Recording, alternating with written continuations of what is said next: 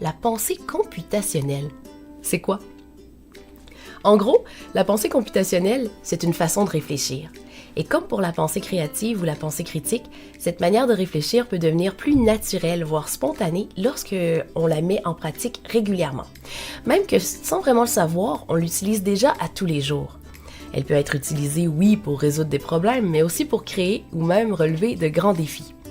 On l'applique à travers 4 stratégies: la décomposition, la reconnaissance des schémas, l'abstraction et la pensée algorithmique.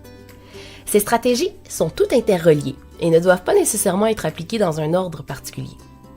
Et tout ça peut sembler un peu compliqué, mais en se penchant davantage sur chacun des éléments, on réalise rapidement que c'est plus simple qu'on le croit, en plus de devenir un outil formidable dans la vie de tous les jours. Mettons-nous en situation. Marianne veut dessiner une maison. Elle réfléchit à comment elle va s'y prendre, et c'est là que la pensée computationnelle fait son entrée. Je vous montre une image. On peut voir que Marianne est en train de décomposer son défi. Elle s'aperçoit rapidement que la maison peut se décomposer en 4 parties essentielles: le toit, les murs, les fenêtres et la porte. Son défi, qui au début pouvait peut-être sembler complexe, est maintenant divisé en plus petits morceaux, beaucoup plus faciles à gérer. Deuxièmement, elle fait appel à la reconnaissance des schémas, c'est-à-dire sa mémoire. Elle réalise que chaque partie essentielle d'une maison peut être associée à des formes géométriques.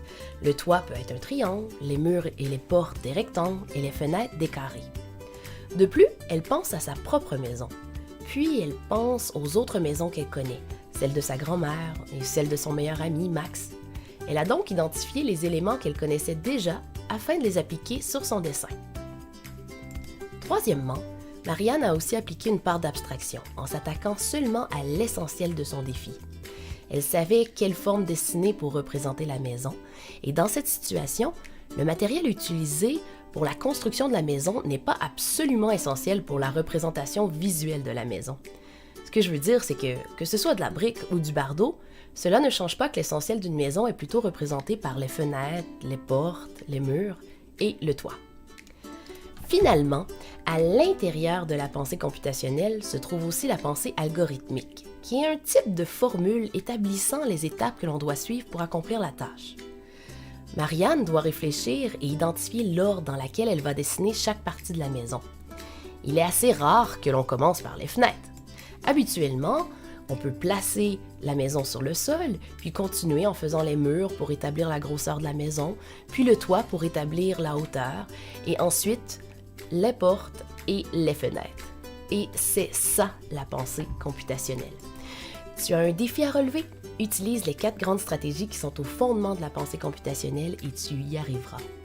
On peut relever les plus grands défis grâce à cette pensée, que ce soit un texte que l'on veut écrire, un projet artistique que l'on veut créer ou un problème de maths que l'on veut résoudre. Mettre cette pensée en pratique sera toujours un atout.